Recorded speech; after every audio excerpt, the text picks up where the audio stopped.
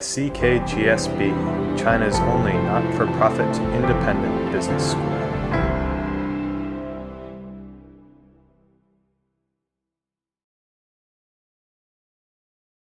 The main thing is that machines and software today are taking on intellectual tasks. They're not like the machines of the past that just substituted for muscle power, right? You had powerful machines that were much stronger than people or stronger than horses and animals and they displaced a lot of workers, but they couldn't think. Today's machines, in a limited, specialized sense at least, are able to think, to make decisions, to solve problems, and most importantly, they can learn. If you've got data, lots of historical data that kind of encapsulates the way a job has been done in the past, then you're going to have algorithms that can sort of go through that data and learn from it and figure out how to do a lot of things. And that's what we're seeing with machine learning. You can think of it in terms of another person. If another smart person could study a record of everything you've done in the past in your job and then based on that learn how to do your job, then probably someday a machine might be able to do the same thing. And that's what's really dramatically different.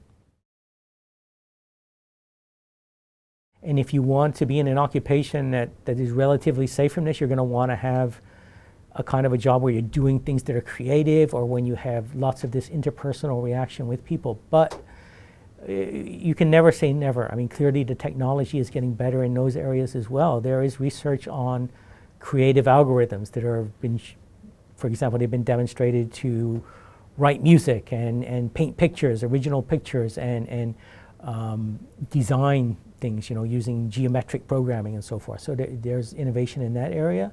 And there's also innovation in the area of emotional robots that can interact with people in a human-like way. There's also a lot of research being done there as well. So, if you think long enough into the future, there are no jobs probably that are completely safe. Historically, the mechanism that gets purchasing power into the hands of consumers so they can buy the things that are produced is jobs. If jobs go away, then we don't have that mechanism anymore. That eventually could undermine capitalism. That could impact, the whole scheme, the way everything works, because if you're a business, you can't sell if there's no one to buy your product, right? And that's sort of the foundation of capitalism. So I think that if we want capitalism to continue to succeed, we're going to have to adapt it. And I think that will require something eventually like a guaranteed income, another mechanism to distribute purchasing power throughout the economy. Everyone, whether they have a job or not, will have access to some sort of an income so that they can survive and get by. And that's, a very radical, controversial idea right now, but I think that eventually its time may come because of this disruptive impact.